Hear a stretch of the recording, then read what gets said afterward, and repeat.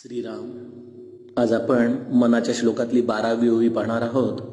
मना मानसी दुःख आणू नको रे, मना सर्वथा शोक चिंता नको रे, विवेके देह बुद्धी सोडून द्यावी, विदेहीपणे मुक्ती भोगीत जावी. समर्थ माऊली आपल्या मनाला समजावताना म्हणतीये की हे मना, तू कधीही आपल्या मानसामध्ये दुःख आणू नकोस, कधीही तू शोक आणि चिंतेचा आधार घेऊ नकोस. तू एकच कर, विवेकाच्या आधाराने देहबुद्धी सोडून दे. आणि एकदा का तुझी देहबुद्धी सुटली की तू विदेही झालास आणि विदेहीपणानेच तुला मुक्तीचा आनंद, हा मुक्तीचा सोहळा भोगता येईल. समर्थ माऊलीच्या श्लोकाचा हा सरळ अर्थ आहे. श्रोते हो, आपल्या मानवी मनाला संकल्प आणि विकल्प ही 2 अंग असतात. संकल्प म्हणजे तो एखाद्या कार्याचा विचार करतो, एखादं कार्य करण्याचा तो अखंड संकल्प करतो. तो संकल्प केल्यानंतर ते कार्य कसं चालेल, कशा रीतीने तो पूर्ण करेल ह्याचा तो विचार करत असताना त्याच्या मनामध्ये अखंड चिंता असते. आणि ही चिंता हा त्याच्या कर्माचा एक भागच असतो. कर्म करत असताना चिंता आणि कर्म पूर्ण झाल्यानंतर त्याच्या फळाने मिळणारा शोक किंवा आनंद, हेच मनाचं संकल्प आणि विकल्पाचं स्वरूप आहे. आपल्या मनाच्या या मूळ प्रवृत्तीला सोडून देण्याचा एक प्रकारचं आवाहन समर्थ माऊली आपल्या मनाला करतायत की मना, तू चिंता, शोक, दुःख या सगळ्यांना त्यागून दे. पण श्रोते हो, आजच्या काळामध्येच नाही तर अनादी काळापासून कोणाला आपल्या मनाला सुखदुःखापासून लांब ठेवता आलंय. आपण कितीही प्रयत्न केला, कितीही प्रकारे मनाला समजावलं, तरी मनाचा हा मूळ स्वभावच आहे सुखदुःख, शोक, चिंता याशिवाय मनाला मनपणच नाही, अशी आपली काहीशी स्थिती झालेली आहे. मग अशा या मनाला या त्याच्या 2 संकल्प विकल्प या गोष्टींमधून बाहेर काढण्यासाठी समर्थ आपल्याला एक झणझणीत असं रसायन देत आहेत. ते म्हणतायत की तू काय कर, विवेके देहबुद्धी सोडून द्यावी, विदेहेपणे मुक्ती भोगीत जावी. आपल्याला काही कदाचित वाटेल की हा देहबुद्धी आणि हे विदेही बुद्धी ही नेमकी काय आहे बरं. आपल्या या जगण्यामध्ये जन्माचे किंवा जगण्याचे 2 मार्ग असू शकतात. एक मार्ग आहे तो देहबुद्धीचा मार्ग आहे आणि दुसरा मार्ग हा विदेहबुद्धीचा आहे.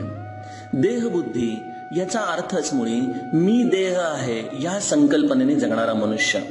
आणि त्यामुळं त्याची सगळी जबाबदारी ही त्याच्या बुद्धीवरती, त्याच्या अनुभवांवरती, त्याच्या विचारांवरती, त्याच्या भविष्यावरती, त्याच्या कर्तृत्वावरती अवलंबून असते.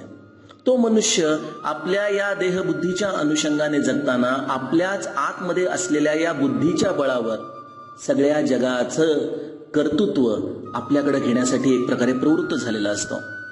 पण हा स्वतःवरती कर्तेपण घेत असल्यामुळं त्याच्या जीवनामध्ये त्याला शोक, भय, चिंता या सगळ्या गोष्टींना सामोरं जावं लागतं. तो स्वतः आपल्या प्रयत्नांनी आपलं प्रारब्ध बदलण्यासाठी प्रयत्नशील असतो. तर विदेहीपणाने जगणारा मनुष्य हा केवळ आणि केवळ परमेश्वराच्या आधाराने जगत असतो. त्यांनी आपला सारं आयुष्य, आपलं सारं कर्तृत्व, आपल्या कर्मफळाची सर्व इच्छा ही भगवंताच्या इच्छेमध्ये सोपवून दिलेली असते. ज्याप्रमाणे एखाद्या प्रवाहामध्ये आपण एखादा ओंडका वाहताना बघतो ना, त्या ओंडक्याला ना कुठं जायचंय ह्याचं माहिती असते, ना कसं जायचं ह्याचं माहिती असते. तो स्वच्छंदपणे त्या पाण्यावरती जसा तरंगत असतो, त्याप्रमाणे ज्याने आपलं जन्म, आपलं जीवन, आपलं कर्तृत्व हे सगळं काही त्या भगवंताच्या इच्छेवरती सोडून दिलेलं असतं. आणि तो भगवंतच माझ्या जीवनाचा तारणहार आहे. नवे नवे तोच माझ्या प्रत्येक कर्माचा प्रेरक आहे, तोच माझ्या प्रत्येक कर्माची ऊर्जा आहे आणि तोच माझ्याकडून सगळं काही करून घेतो आहे. या जाणीवेने अखंड प्रयत्नात आहे. पण प्रयत्नात असतानाही त्यातून मिळणाऱ्या फळासाठी मात्र तो कधीही वाट पाहत नसतो, कारण की देणारा भगवंत हा माझ्या अंतिम कल्याणाचं देणार आहे आणि जे काही देईल ते योग्यच आहे, या दृढ भावनेने तो जगत असतो. आमच्या महाराजांच्याकडं एक भैयासाहेब मोडक नावाचे एक इंदोरचे गृहस्थ यायचे. ते अतिशय श्रीमंत होते. म्हणजे त्यांची श्रीमंती इतकी की त्यावेळेला ते इंग्रजांना आपल्या घरातलं सोनं नाणं कित्येकदा पैशासाठी म्हणून रोखीने त्यांना ते द्यायचे.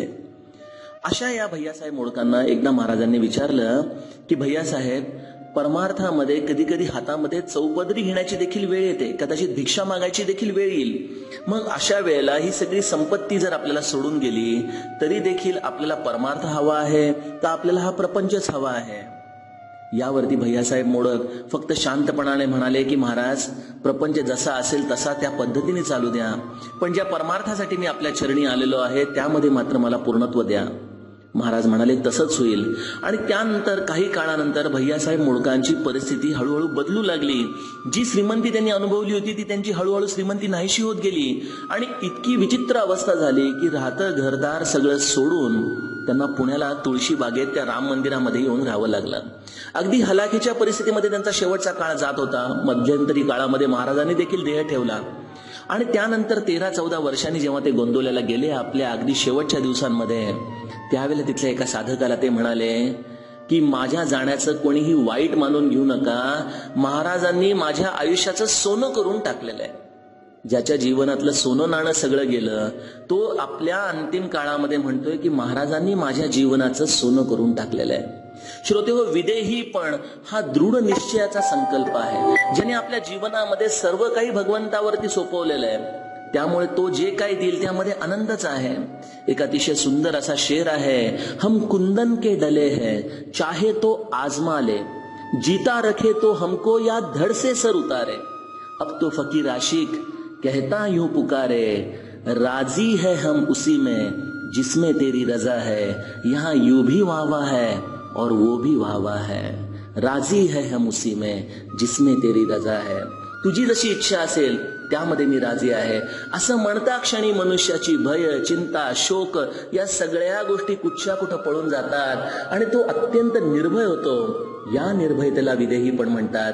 या विदेहीपणामध्ये मन आपला मूळ स्वभाव शोक, दुःख, चिंता करण्याचा आहे तो विसरून जातो. आणि असं विदेही पण केवळ विवेकाच्या आधाराने, कारण की मी म्हणजे देह नाही, मी म्हणजे या देहामध्ये राहणारा आत्मा आहे, ही तो विवेक विचार जर अखंड जागृत ठेवायचा असेल तर त्या आत्म्याचं स्मरण म्हणजे नाम. त्या नामाचं स्मरण आपण करूयात आणि विदेहीपणाने राहून हा मुक्तीचा सोहळा या जन्मामध्येच भोगूयात. असा हा सुंदर मनाचा श्लोक. जानकी जीवन स्मरण. जय जय राम.